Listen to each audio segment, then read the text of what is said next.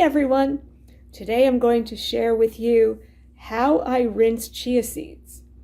And you may be asking yourself, why would I actually want to rinse chia seeds, and how would I actually do that? So I'm going to answer both of those questions for you here today.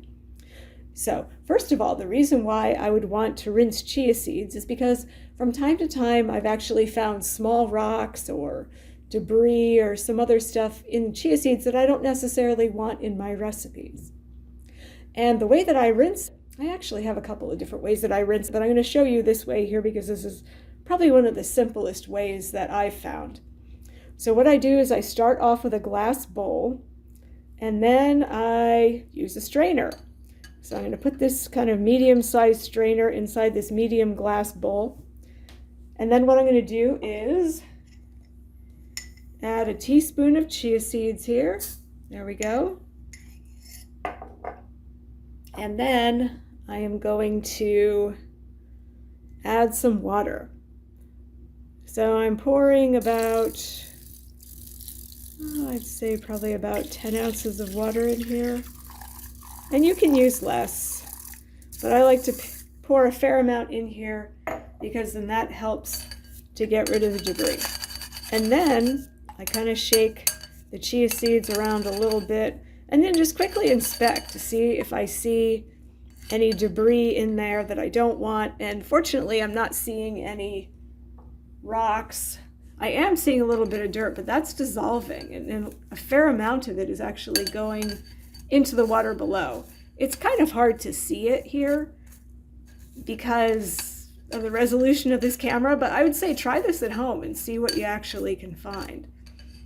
So I usually give them a little bit of a swish like I have been here, usually not that long, just for like a few seconds, but I'm taking a little bit longer here just for the sake of showing you this process. And then with the spatula here, I'm actually going to bring them all together because what I'm going to do after this is put them into my Vitamix blender with a variety of different ingredients that I'm going to use to make a dressing. So as you can see here, let me kind of bring this up here so you can see a little bit better. They're starting to congeal. Yeah, the chia seeds are starting to congeal. And you see that happen as this process continues. So after you put the water on them, they start to congeal just like this, and this is what they look like after the fact. Well, that looks pretty good. Yeah, that's what they look like. And then to put them into the Vitamix, I just simply tap them, just turn it upside down and then tap it into the Vitamix along with the other ingredients. Usually I'll put the other ingredients in first and then I put the chia seeds in last. So anyway, just wanted to show you how I do this. Another way that I do this that's a little bit more simple is I'll put the chia seeds into the strainer and then just run it underneath a tap. More specifically, my reverse osmosis tap, because that's the water that we use in the kitchen here. And we have a tap for the dispensing of the reverse osmosis that's made from our tap water. So yeah, you could just take the chia seeds in a strainer like this and run it underneath whatever faucet or water dispenser, spigot, or what have you, and you'll get the same result.